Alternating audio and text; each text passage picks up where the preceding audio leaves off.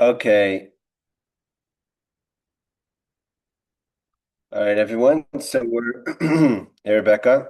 So we're finishing off the laws of Rosh Chodesh and starting the laws of Yom Tov, of holidays, which is coming up. We're coming up to the month of holidays, which are not easy laws at all. Actually, in some ways more difficult than the laws of Shabbos. Let's bring up the page. Okay, so we're holding the last law of um of the laws of Rosh Chodesh. Now it says like this. Im chodesh adar lo nirsa ad leil arba asar shehuz man kriyas Megillah. Let's say we're talking about the we want to sanctify the new moon. So it's we said we can do it up until half of the month. So if it's going into the 14th, which is the night of the Megillah reading, and the question is, do we first read the Megillah if we have an opening? Because basically, we're dealing with a scenario which could be in the winter, and Elder is at the end of the winter.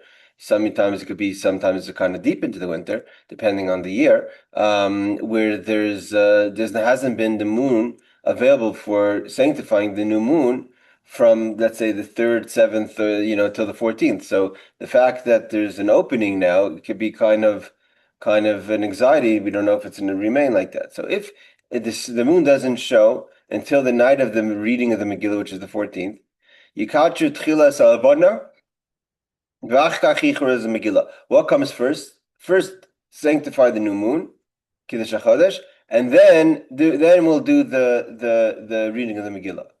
V'im nirsa be'emtze kriyas the Megillah. What about if we see the moon? Someone calls out. I'm not sure who would be noticing it.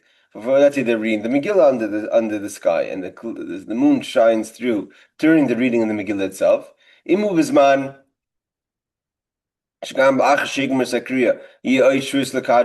if it's possible that afterwards you'll still have time to do it.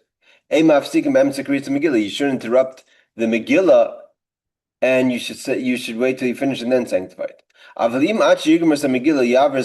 if it passes, if the whole community hasn't had the opportunity to sanctify the new moon, you would stop the Megillah reading, sanctify the new moon, excuse me, and then you would complete the Megillah. But if we're talking about just an individual, to stop the reading of the Megillah by the community for the sake of an individual, so either they would wait for him, which that doesn't make sense, that we wouldn't do. So he would have to finish the Megillah on his own and not continue with the minyan. So here the Noda B'Yehuda says that we know we've learned this in the laws of Purim in our classes of Megillah, that part of the reading of the Megillah falls under the idea of Pirsum Nisa, to sanctify, to announce the public announcement of the miracle, which happens through the reading of the story. That comes first, and because you would be doing it public, the community, that comes first. So you should first finish the Megillah. Now, I'm not certain the scenario over here, because we said before that first of all you would have up to the 15th. Okay, obviously the 14th is the night, so I'm not sure what he means if he's talking about time, because we do say that's 20 that a month is 29 and a half days and parts, so you have to count all the parts in the days to see when the new moon came in, and maybe let's say you're reading the Megillah at, I don't know, 10 o'clock at night, and if you finish the Megillah at 11 o'clock, by that time you'd already passed 50% of the 29 and a half days and the 77 parts, whatever we read last week. Or if he's talking about the concern just that the clouds would cover the Megillah. Either of them are equal. So 34, because a mitzvah that is constant has precedence, or also might get cloudy. So he says the reason is cloudy. One is because Tadr v'she'ena Tadr means Tadr is we sanctify the new moon we Kiddush Chodesh, we do it every single month. That's 12 times, 13 times a year. Megillah is once a year, so the new moon comes before the Megillah in precedence because it's more constant. And also, it may get cloudy, and then that's another concern, and you will not be able to sanctify the moon. But the Megillah can be read later as well. You don't need the good. So that's the Noda B'Yehuda. It's the same Noda B'Yehuda quoted before. Later, at the end of the law. So this law is based on the Noda B'Yehuda. The Noda B'Yehuda was, of course, the Rabbi Landau of the city of Prague. He's buried in Prague in the others, what's called the New Cemetery. He lived 300 years ago, but it's called the New Cemetery. That precedence to mitzvah derabanan. So he says, which is the idea of presuma nisa comes first, before the biblical commandment, or the rabbinic commandment of sanctifying the new moon. Okay, so this completes the laws of Rosh Chodesh. If we have any questions on the Rosh Chodesh, Barbara, I sent you last week the davening. I think it's pretty much over here. Just go through it quickly. But any other questions before we go to Yom Tov, let me know. So just to go over the schedule according to Chabad of how we daven, we do Shachris through Shmona Esrei. With a chazan, that would be Chazar Sashas, the repetition. Without a chazan, after the Shmona Esrei, one would say the half Hallel, depending on your custom about blessings or not. Then you would have, we have in Chabad a special end after that's unique only to Rosh Chodesh. We don't say it in other times of Hallel, which is the Avram Zaken prayer, which is about 2 lines. Then we do the song of the day. Then we do Haishienu, which is the end of every day of the song of the day according to Chabad Nusach. On Rosh Chodesh, we would add chapter 104, which is Baruch Nafshi. In the month of Elul, we would add chapter 27, which is Adav Dashem Mari, so that's only 1 month of the year. On Rosh Chodesh. Then we would do Ashrei, which is the Ashrei before Musaf.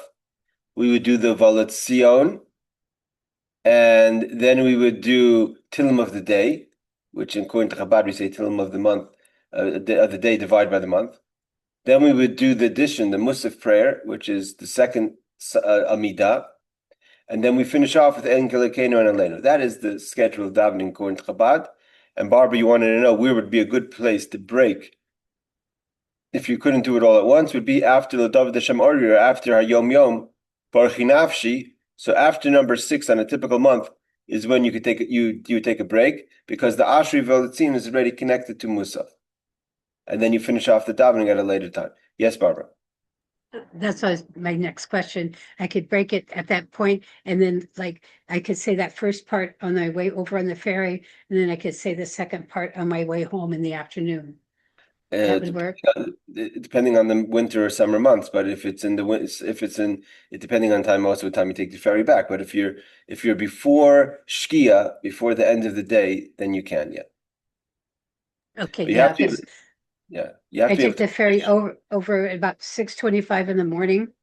Okay. And then over there, I begin at the ferry dock at 7, and then when I get off at 2:30, I'm sitting there for a little while waiting for the ferry so I can start praying, but that's at a little after 2:30 or so.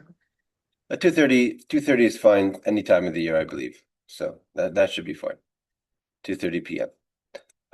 Okay. Of course, preferably to do it all together, but we're talking about a situation where you can't. Okay. We're starting now the laws of Yom Tov. Now, what's complicated about the laws of Yom Tov is the leniencies creates a strictness, because Shabbos kind of is clean cut. I mean, it's of course no way easy, and we went through months, more than a few months, over a year of studying the laws of Shabbos. But it's pretty much, there's not pretty much that much you can do, right? There's no cooking, there's no fire, there's no preparing. There's certain preparations that you could do of basic things like salad making, etc. But to no cooking foods. So we cook our foods and we pre-cook our food and keep our foods, as we learned according to all the laws about if there's ways to reheat our food on Shabbos in a way that's permissible. So all those are laws of Shabbos, as difficult as they are. But there's kind of a major restriction. There's not much that you can do. Coming the laws of Yom Tov, it becomes a bit different, because Yom Tov has a special verse that says that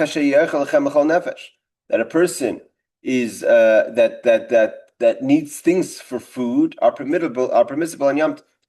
So the question is, what does that include, and how much does that include? And can one just throw everything for Yom Tov? Things that you could do before Yom Tov, can you do on Yom Tov? Like there's a lot of things that could be done before Yom Tov, and they're not going to interrupt the joy of Yom Tov, that you want fresh hot food. There's certain things that are not. For instance, although today we have most people are very into, if you're a food connoisseur or a meat connoisseur, you're going to be into aged beef or things like that.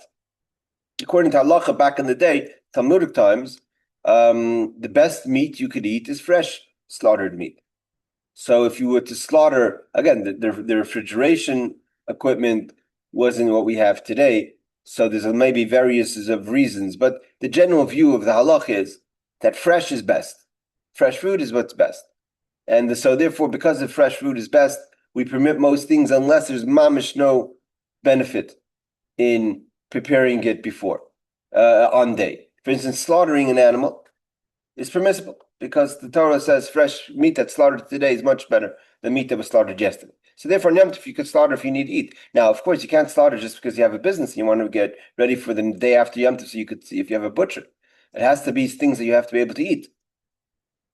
And with it becomes a lot of problems. When I say problems, I mean, for instance, it's permissible. It's permissible to have Gentiles at your table on Shabbos, where it's not permissible to have Gentiles at your table on Yom Tov. And the reason being is because Shabbos the food is prepared, where on Yom Tov you're cooking, and you're not allowed to cook for someone who doesn't keep Yom Tov. I mean, someone who's not keeping the Yom Tov, who's a Gentile, doesn't have to do Yom Tov. So you're adding in work, and that's not permissible. So there's exceptions to the rules, and there's the b'diavad if you already did. But there's a lot of things that are restrictions that are connected to Yom Tov that are not necessarily connected to Shabbos. Okay, so let's start. And again, we'll go through it slow. We're not going to rush in any way. I don't know that we have the full hour today. You can see already even on the first law, there's 15 footnotes. So it's not exactly so simple. Especially those today also, some of us live in a way that everything we own, we eat, is bought. Meaning you go to the store, you buy flour. You go to the store, you buy eggs. You go to the store, you buy fruits and vegetables. But there are others of us, and today it's more popular, to have fresh laid eggs in your backyard, right? You have chickens and people who have ginot, people who have growing vegetables in their backyard, and people who are slaughtering their own animals. There's a place I know that's in the East Coast. They made a kind of a commune of some religious families out over there somewhere. I know someone who moved there who was telling me they have their own animals and they bring a shochat to slaughter to come once in a while and slaughter the animals. So could be that maybe that would be something they would do in Yom Tov. Okay. So it says like this: Kol melacha she'asur la'asoseh b'Shabbos asur la'asoseh b'Yom Tov. The first line of the laws is that in general, whatever we know until this point that you're not allowed to do on Shabbos, you're not allowed to do on Yom Tov. That's the first statement. Now, once we made that statement, we're going to make exceptions to the rules. Okamoi, he gives an example. Just like you're not allowed to ask a Gentile to do things for you on Shabbos, you can't ask a Gentile to do things for you on Yom Tov. That's the example he gives.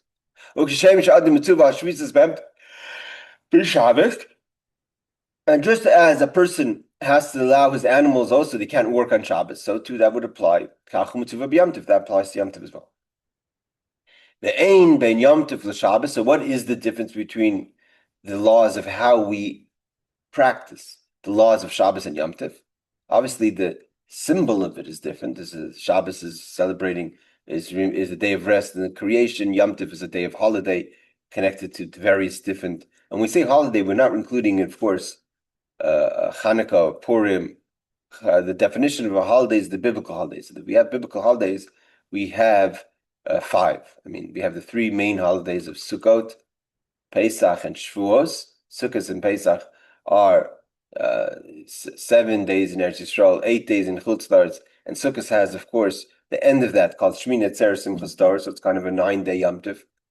Then you have Shavuos, which is 2 days. So those are the 3 main holidays. Those are the holidays that you have to sacrifice special sacrifices. You have to go to the Beis Hamikdash.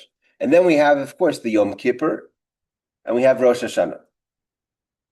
Okay, so those are the 5 holidays, kind of. Yom Kippur is not really included because it's a day of biblical fast, etc. Then we have, of course, other holidays like Purim and Chanukah. Those are not what? Those are not holidays that we're referring to. Okay. So what is the difference in Yom Tov and Shabbos? Is when it comes to food things. Now the thing is that food things are very inclusive, because in food, a lot of prohibitions on Shabbos are things that could connect some way or another to food. Shenemar, how do we know that food is different? Because we have a verse in the Torah. Anything that's related to food, that's what's permitted that you can do. The Hainu, and what's included in that. So he says what's included in that is that he says lisha, which is kneading the dough. Afia is baking the cakes or bread. Shchita is the slaughtering of the animals. Bishul is the cooking of the food.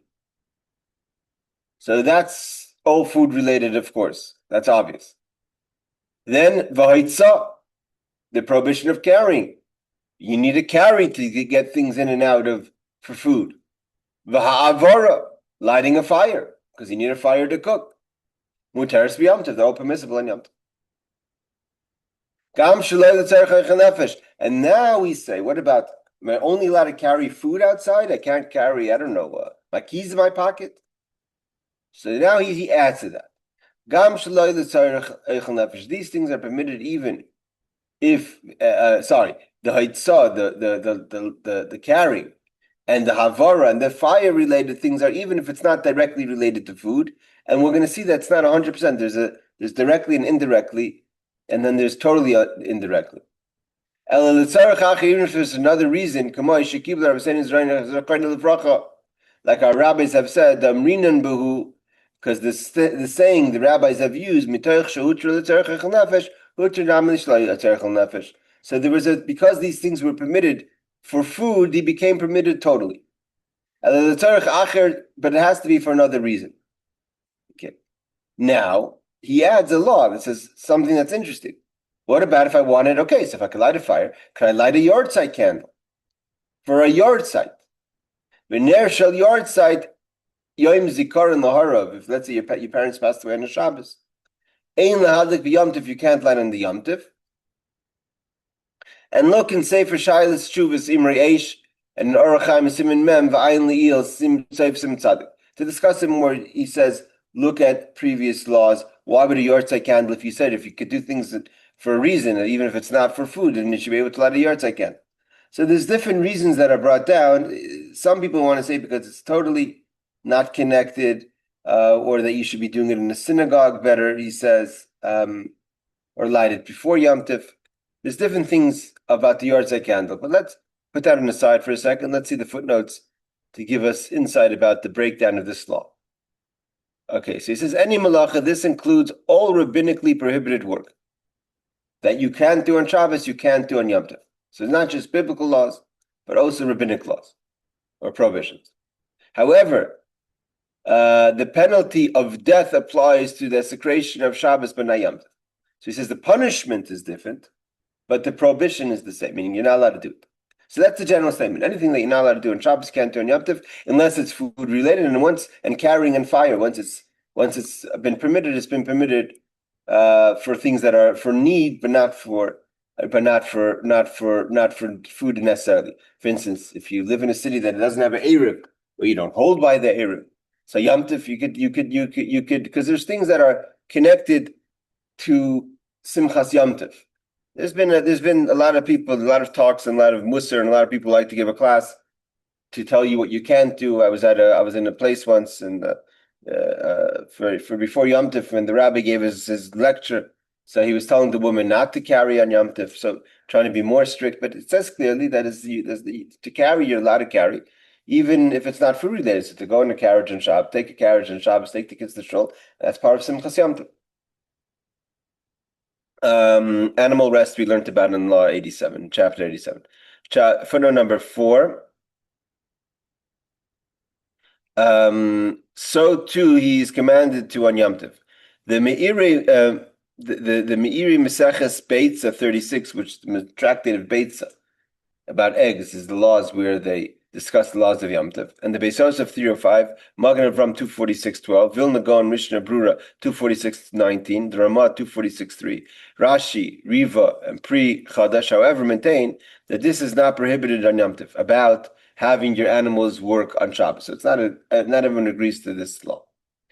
5 is like this. Meseches Megillah, where are we telling? Meseches Megillah 7b. So only the things that are food. That's what we learned, right? One of the laws, one of the things we learned in Megillah, Ein ben Shabbos liyam. Number 6, he says that only that, let's read the verse in English, only that which is eaten by any soul, meaning a person, that alone may be prepared for you. So he says this includes, now let's see the opinions over here. Many types of malacha in the preparations of food are forbidden on Yom Tov. So even though it says anything food related is permissible, in the footnote he points out, 1 second, time out. In other words, going back to what's food related, you can go all the way back to the beginning. Because a lot of things we do very early back in the food chain eventually lead to food. For instance, harvesting, grinding, squeezing grapes, threshing, sifting. There's certain things that are just getting the food, so to say, ready for eating, but way back earlier, and could have been done well in advance before Yom Tov. Those things are not permitted on Shabbos, on Yom Tov. Shulchan Aruch 495-2 rules that these types are prohibited rabbinically. It's not biblical, it's rabbinic. While the Yerushalmi, Rashba, Rishal, Taz, Vilna Gaon rule that they are prohibited deraisa. So the question is, if things that could be done, like threshing and squeezing grapes, you don't have to make wine on Shabbos, on Yom Tov, if it's a biblical or rabbinic. So that's a discussion. But everyone agrees it's prohibited. They maintain that the Torah permitted only the kind of labor needed for one day's needs. That anything that you're preparing for that could be done in advance has to be done in advance, but not the kind of labor usually done on a large scale. Okay, so large scale work is not permitted. That was not permitted. That's not called ochel nefesh. Ochel nefesh doesn't mean things that are connected to food, but things that are connected to you eating today. Okay. Footnote number 8, he says, okay, what is this? See chapter for details. What are we talking about? Slaughtering and cooking and carrying. Lighting a fire. You may only light a fire from an existing flame. Okay, this is one of the main rules of Yom Tov.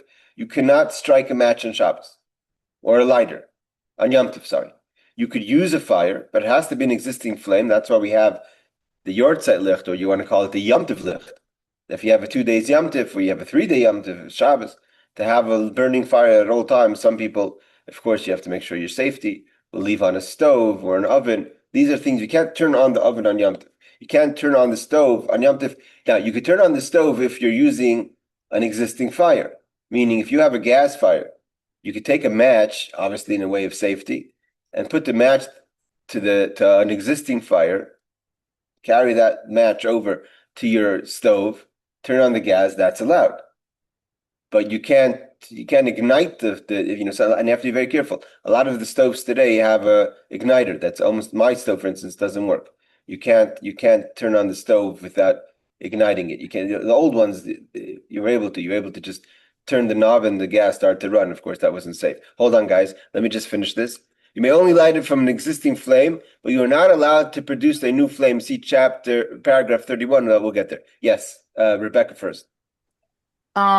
So like it's very challenging lighting candles on Yom Tov. You can't just like when you live in a small New York City apartment, you can't just like let the match like totally catch on fire and wait for it to burn because it's gonna make a lot of smoke and the smoke is gonna make the fire alarm go off. So like if you were to walk to the sink with the let's say you you use the match from a yahrzeit candle to, or whatever, from your Yom Tov candle to light your, sorry, let's say you took a match, you got it from a kosher light, and then Mhm. you lit your candles, and then you're walking to the sink with that to like just throw it in the sink. Is that okay? Because as you're walking, it might blow out because of the air. No, okay. Listen, there's a lot. You're talking about extinguishing the fire. We're talking about not lighting. We're holding the lighting. We're not only extinguishing it. We'll get there, but just not to get too deep in this discussion, we'll get to more details. When you're allowed to, you can't light a fire. You can use an existing flame, and you can't put out a fire. And included in that, as we're going to learn, is turning down the stove. Now, to say that you have to be extra careful, not to do anything that possibly could cause it to go out. There's leniencies, for instance, like you said, if you're walking regularly, not fast, just walking regularly, holding the match, most likely the match will make it to the sink, and you can just lie it in the sink to burn out. So that's allowed. For instance, when those who smoke, we're not discussing. We'll get to there's laws of smoking on Shabbos on Yom Tov, but those who smoke and they smoke on Yom Tov. So the question of putting out a cigarette, of course, these are all the questions that come up. So you can't even the questions if you could even people like to de-ash the cigarette is also you have to be careful because that could be putting out the flame or a little bit. So there's a lot of things you have to be careful about putting out the flame. Yes, that's a good question. We'll get to that. But yeah, but just in general, the answer is that if you're going to do something and by doing it regularly, there's a chance maybe the fire is going to go out, but you're doing your thing. That's usually permissible. To say that you have to protect the match from going out, that's going to go out anyways. The question is if you're making it faster. Listen, many of us have had experiences on Yom Tov where you forget to light your Yom Tov candle or it goes out, what have you, and you have to get a friendly fire, right? So you go to your Mm-hmm. neighbor, get a fire, and many times you go and it's winter or it's windy and it doesn't make it, right? That's happened to me many times. You can't say I violated the Yom Tov because it didn't make it. I tried, I did whatever I could, and the wind came and blew it out. What could I do? That's right. That's how things are. Right. So that happens all the time. Of course, you try to protect it. You're protecting because you want the fire. But I've experienced that many, many, many times where you try to get a fire across and it doesn't work. So the same thing applies. You're walking, and if it goes out, it goes out. That's fine. Okay, but the best thing to do is to leave it someplace where it can just go out by itself. No, that it doesn't say that. You could walk it to the sink. To create even a possible fire hazard, it's not something you should think about doing. Okay. Aaron. Hey, I'm just gonna say something about hers before I ask my question. Um, so I live in Brooklyn. Everyone I know, I can only talk about the people I know, especially my mother-in-law. They do the candle in the kitchen because that's where you're gonna cook. So there's very little movement, and the sink is right there. If there's a problem, or B, you want to put the fire somewhere where it can let itself out. So no one puts it that I know of No, in yeah, but just No, saying we that want it where we light candles. We don't want it in the kitchen. and lighting candles why. usually is in the dining room.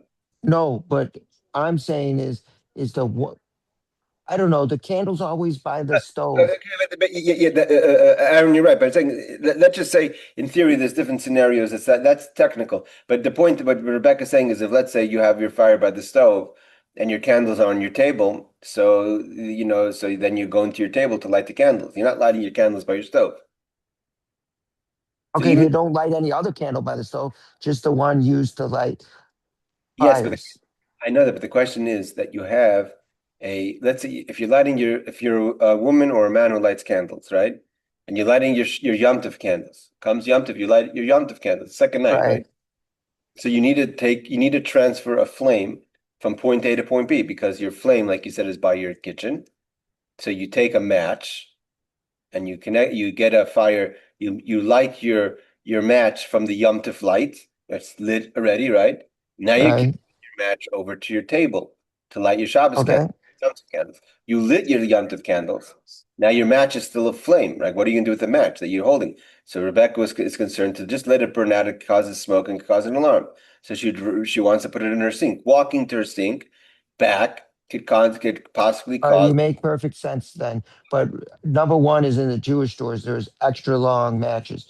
So you can get to the kitchen. Yeah, Number but two is I never had my my alarm go off or my mother-in-law's alarm go Okay, off okay, because of a okay. match. It doesn't smoke enough. There's different scenarios for different people. It's But let me different. just add, okay, so I got that. But maybe you just walk your candle over to the where you're lighting them. Yeah, but the candle. No, you know you usually want to light the candles as they are in the you're gonna in the candelabra. So that's No, so but I'm saying you walk your candle over, take your match, you have very little space. okay. And This then is you have a table, you have a tray. You put your candles on the tray, and then you set your match on the tray, and it just goes out by itself. We do that with Shabbos candles. I know that, yeah, but first, so she doesn't want to put it out just like that. She wants it to be able to put it out so it doesn't cause the smoke. Rebecca's question, basically, what the essence of Rebecca's question is not what you're discussing, what we're discussing right now, the technicalities, but just the halachic question. If you're allowed to walk to the sink, if possibly by walking to the sink, it's going to put the flame out. That's the question, you Okay. know? Now my question was, but you kind of answered it already, because I remember I was at my mother-in-law's house. And I don't know all picky details, but some guy said he had it by his window in the kitchen. It went out. Can I borrow your flame? And he transferred. He had some way to take some of the flame from my mother-in-law and walk back to. He was a neighbor. Walk back to his apartment and light Yeah. his candle. Flame is not a substance. It's not like you're dividing your flame into two. If the No, I flame, know that, but could he? You go someone who is not his candle, you can. but You don't have to use your own candle. and you can take as long. You can walk as far as you can keep the flame. Yeah, I mean that's like I said, I've done it many times. I made many attempts, many failed, but we try as much as possible. If a lot of times, yeah, people or they either they forget to light a Yom Tov candle, or the candle goes out. Whatever. There's many things that could happen with regard to the fire, and we'll discuss more in details as we get through the laws, like having a Gentile turn on the flame on Shabbos, etc. But we're not going to get there now because we're just starting the beginning. Just But getting could off. you leave your stove on if it had a flame? Yeah, you could leave it on. Leave it. So again, there's two. To turn on an electric stove is not allowed. To turn up an electric stove is allowed. A fire. So an electric stove is considered like a fire. So if it's on low, you could turn it up or keep it on low. You can't turn it down because that's putting out a fire. Same thing applies to a gas fire. The problem is a lot of the gas stoves today, when you just turn the knob, it creates the flame. That's not allowed. The olden ones, and it's not so safe, you were able to turn the knob and just let the gas out, and then you had to put a flame to it, right? Can I ask a question about that? Yeah. So I know people who do that. They very, very quickly they put a match on it and they very, very quickly turn the knob so that it doesn't the gas comes out, but I guess it doesn't the flame doesn't come on, and then they use that to get a So I, light or to start cooking. Is that okay? I've exercised that a few times in my stove to see if it's possible. At least in my stove, it's impossible. It's impossible to have. There's no split second that your flame will turn on the fire and not the igniter. You know what I mean? Yeah, there's different types of stuff. No, but one person I know, their starter broke, and I said, "Why don't you fix it?" He says it's too expensive, and now I could use it on Yontif. Just Okay, put the okay. match. Yeah, so I'm saying, so listen, there's old types. Back in the day, early day, you had it push every time you wanted to make a flame on your stove, you turned your gas and you put a lighter to it. Of course, that's dangerous, right? Because the kids could turn it and then the gas just runs in the house. So they had kind of made it. They kind of played with that. When I in the 90s, when I was in New York, because in Seattle we grew up, we didn't have gas stoves. We had electric stoves. So at least where I lived. So we had. So then in New York they had where you could turn the flame and then you didn't have to use a candle. You had a little button that you pushed that ignited the turned on the igniter. You didn't have to use that. If you used the flame, it wouldn't happen. So that also is permitted on Yom Tov. Today, my stove that I have now in my house here in Jerusalem is as soon as I turn the knob, it triggers the igniter and it turns on and it lights the flame. You're asking if it's possible to get a candle in there before the igniter, depending on the make of your on the mechanism of your stove. I've tried a few times during the week to see if it's possible. It's not. It's impossible for me to turn it and get gas out before the igniter triggers it. That means there's no way, even if I pretend with the candle's not going to do it. My sister does it really, really, really fast, and the like Okay. if you like bypass it somehow, like the fire doesn't turn on. I don't Okay, know. I said there's different makes of yeah, maybe if you turn it very fast it doesn't put the igniter on, the gas goes on. But by us, I think the one I have is the gas won't go on. If you turn it very fast, the match won't work either. So the gas won't come through. You have to the gas won't start flowing unless the igniter goes on, something like that. I think that's the mechanism by me. Like if I do what you're saying, like really fast turn it and not let the igniter go on, so I turn the knob and I beat the igniter, but then the match won't work either. So different people have different mechanisms, different styles. Okay, let's continue. So holding footnote number 10. Most post-skim, okay, maintain it's a deraisa prohibition to carry on Yom Tif if there is no necessity. Okay, so then right away we have this is where the question comes up. Well, I told you about the rabbi who gave a speech before Yom Tif. It says that if it's not necessary at all, you can't just carry for the sake of carrying. Rashi, Riyaz, and possibly the Rif and Rambam hold it's the Rabbanan. That's biblical. It's rabbinical. It's not the Araisa if there is no necessity at all. So no necessity at all creates a very big problem. What's the definition of necessity? Okay, our sages of blessed memory have ruled with regard again to fire and carrying in Masechtas Beitza, that if it's permissible, once it's permissible for even if it's not necessary, it's not food related. Even though carrying and lighting a fire are not malachas performed directly on food itself, they are necessary for its preparation because you're not cooking food, but you're carrying things for the food or the fire for the making the food. Malachas that are synonymous with food preparation, such I think would be as baking and cooking, are certainly included in the ruling and are permitted for other and are permitted for other necessities. Magen Avram, Magid Mishnah, Magen Avram, Vilna Gaon, Machzis HaShekel, etc. Okay, let's go to 13. Since the labors are permitted for the purpose of food, they are also permitted for the purpose for other purposes than preparing food. Okay, this is where it gets tricky. So he says Shulchan Aruch 4951 implies that malacha is permitted for food requirements, even if it could have been done before Yom Tov, would have the same taste. Most poskim, however, Ramah, Maharil, Eliyahu Rabbah, Pri Chodesh, maintain that this is forbidden. It means if there's no benefit in cooking today, then there comes a little conflict. If it's the same taste, not better taste, but the same taste, then you could still cook today. Others say no, if it's the same taste, cook yesterday. But permitted when done in an unconventional way, a shinoi. Rama Ran. If you were unable to prepare it before Yom Tov due to an extreme emergency, you may prepare it on Yom Tov in an unusual way, says the Shulchan Aruch Rav, the Alter Rebbe, and the Mishnah Berurah, Chafetz Chaim. If, however, you just don't have time to do it before Yom Tov, you must do it in an unconventional way. So it says, if you're unable to prepare before Yom Tov due to an extreme emergency, you may prepare it on Yom Tov in the usual way, But if you just didn't have time, not an emergency, then you have to do it in an unconventional way. So in an extreme emergency, you could do it in a regular way. If it's not an extreme emergency, you're just, not organized enough or what have you, then you have to do it in an unconventional way. Okay, we're talking about old foods that could have been done before Yom Tov, and you just didn't get around to doing it. But there's certain foods that are even better done a day earlier. Today we don't always maintain fresh is best because some foods need to sit in the fridge for a night to really, get to its perfection. Then they could argue out with the various cooks of what's what. Okay.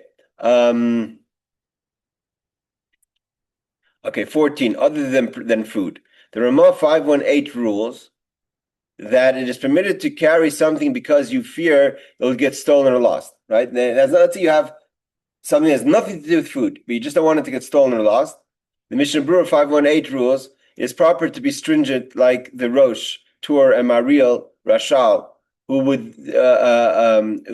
hold the necessity must be for a mitzvah or something you need that day in particular, such as ornament, etc. Means if you carrying on Yom Tiv, carrying the kids to shul is part of Yom Tiv, to go to Yom Tiv.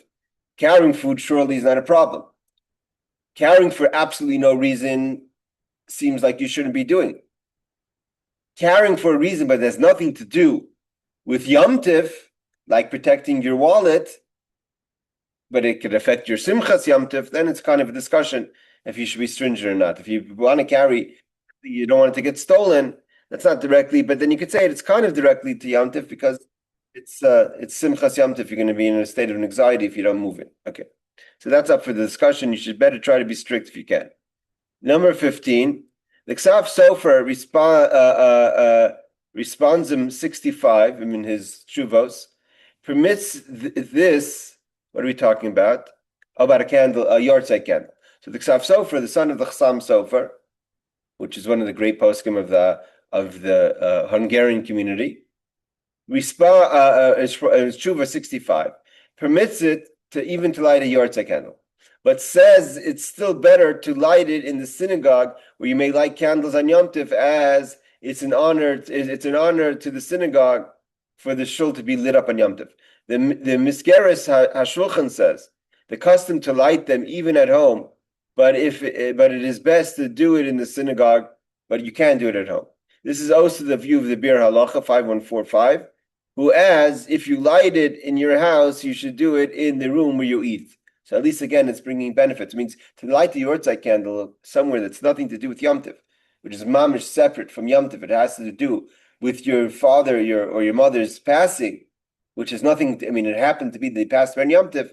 So there's a discussion if it's allowed to be done on Yom Tiv, because nothing really relates to the holiday. It's like carrying, not to lessen the importance of a yahrzeit, but it's in concept, halachically, it's kind of like carrying for something that has nothing to do with Yom Tiv, has nothing to do with even Simchas Yom Tiv. So therefore, if you could do it in a way that adds to Simchas Yom Tiv, like lighting it in a room where you'll be sitting on Yom Tiv, that's of course preferable and best also, according to most opinions, it seems like, to light it in the shul. Again, you can't do things without permission. Today, just to go into a shul and light a yahrzeit candle could be something that's against the shul's rules.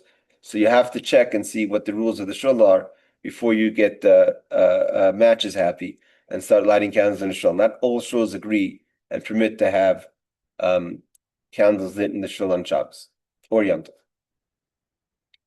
Ein oising vina b'Yom Tov. Making cheese, for those who make homemade cheese, is not permitted on Yom Tov. Ein oising chema b'Yom Tov, or making butter. Or putting the milk in the keva,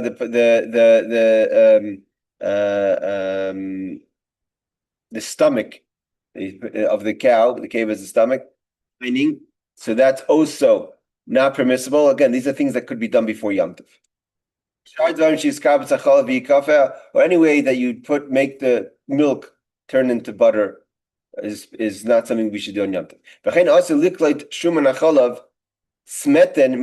There's something about when you kind of sit. There's a way of something with the milk that you cream the milk, you skim the cream of the milk. That's something that can't be done. It cannot be done on Yom Tov.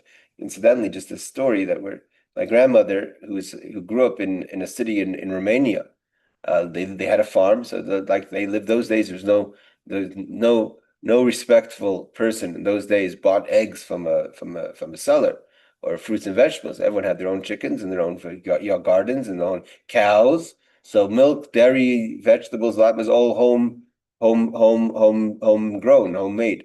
So she knew something or two about milking cows, etc.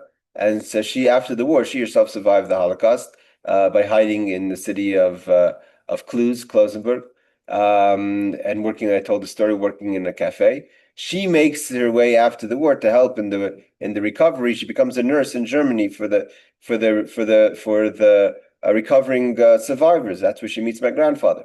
And she said, my grandfather, after the war, a lot of this happened to a lot of survivors that although they felt somewhat healthy during the actual Holocaust under the pressure, but when things settled, that's when all the illnesses kicked in. and he was very sick. And she actually knew that by using the cream from the milk, that would help if he got sick with his lungs. That would help with his lungs, and it didn't. He survived. So there was a concept of skimming the cream of the milk. That's something you should not do in Yom Tov. So he says, you leave little on the milk the same way that is permitted to be done on Shabbos. You have to leave a little bit. You can't totally skim off the last remaining cream. You can't do that as a way of preparing milk for a future time, only for the Yom Tov itself. To do something for tomorrow, which again we're going to get into soon, deep into the laws of you're not allowed to prepare. What every woman knows, or man who's involved in the kitchen knows, that, for instance, when you go over from first day Yom Tov to second day Yom Tov, so you're going over that eve, right? You can't start preparing the food on the Yom Tov. You have to wait till Yom Tov goes out, means the time Shabbos would go out, let's say 8 o'clock, and then you could put the soup on the fire. Then you could put the chicken. Then you can start. You can't start preparing food before, let's say, the time Shabbos would end, means the end of the day, the first day, for that night, because you're preparing one day Yom Tov for the second day Yom Tov. It's not permissible. So so even the 2 days Yom Tov have to be separate. You can't prepare. What happens if you feel that it's going to damage? It's going to become, the food is going to spoil if you leave it. Then you could have it done through a Gentile, as is explained in other places. We're going to learn. Let's just do footnote number 16. We're going to stop because I want to catch a tefillah before I have to go. He just quotes, this is the Magen Avraham Mishnah Brura. Anyone have any questions? Okay. So we're going to start next week from again, we're just getting to the basics of the law. A lot of these things have to come into question about how we prepare for the next day, what things are allowed to be made before Yom Tov and after. Well, obviously, everything can be made before Yom Tov, but what things are allowed to be made on Yom Tov, what things have to be pushed off. Again, it becomes hachana. These things are problematic primarily on Yom Tov because of what's permitted. It creates a lot of questions of what is and is not permitted. For instance, as we discussed now, carrying for absolutely no reason, lighting candles for absolutely no reason, because it becomes a little tricky when something is permitted and then it's not permitted. So what is the definition? And that's why the laws of Yom Tov are somewhat more complicated than the laws of Shabbos, just because of finding that fine line in between what's permitted or not. Yes, Rebecca. Just the PSA for everybody. So this year, one day of Rosh Hashanah is Shabbos and Yom Tov. So people need to know that Shabbos trumps Yom Tov. So just because it's also Yom Tov, you can't do things that are not allowed on Shabbos. So that's one thing. And then the other thing is regarding Yom Kippur, I've done a lot of learning, but somehow I did not realize until recently that I thought Yom Kippur was more like equivalent to Yom Tov. I didn't realize that like the 39 malachos apply on Yom Kippur in the way that they do on Shabbos. So like let's say like Luckily, yeah. the only just a kind of a second. The only thing that they were leaning on back in the days, today it's not applicable so much. But where they used to put the vegetables in the water at the end of the fast, well, they permitted that. But otherwise, you're 100% right. Yes, But go like ahead. let's say like regarding lighting candles, like I thought you could light candles a drop late because it's like Yom Tov. And I also thought like if somebody is sick, if someone's like an older person who's sick, if they're not allowed to fast, they could heat up food the way that you could heat it on Yom Tov. I didn't realize that it's like Shabbos. Yes, yes. It's called Shabbos. Yes, thank you. These are excellent points that we're going to get to hopefully. But yeah, that's definitely true. Yes, yes, Barbara. Just to clarify, so I understand, because I thought when we were learning the laws of prior laws, where if you had like 2 or 3 days of Yom Tov and then Shabbos, you were able to cook one of the days of Yom Tov because to prepare for Shabbos. Yes, that's the Eruv Tavshulin that we had. That yes, so when Yom Tov goes into Shabbos, we make a special Eruv. That's why we make the special Eruv that makes it permissible for us to prepare. Because of course you can't put up the soup on Shabbos because you're not allowed to put soup on the fire on Shabbos. You're not allowed to do fire on Shabbos. That's when we have to say that special prayer. Yes, so that's what we do.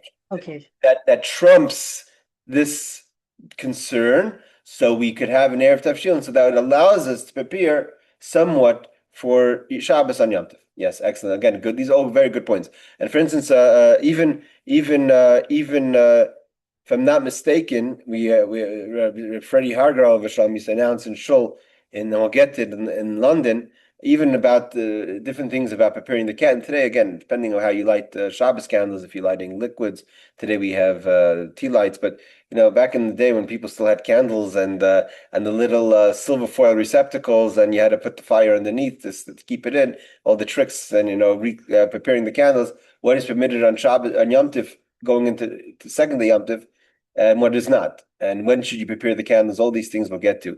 That it's not just so simple, like you said, Rebecca, that just because it's permitted, everything's permitted.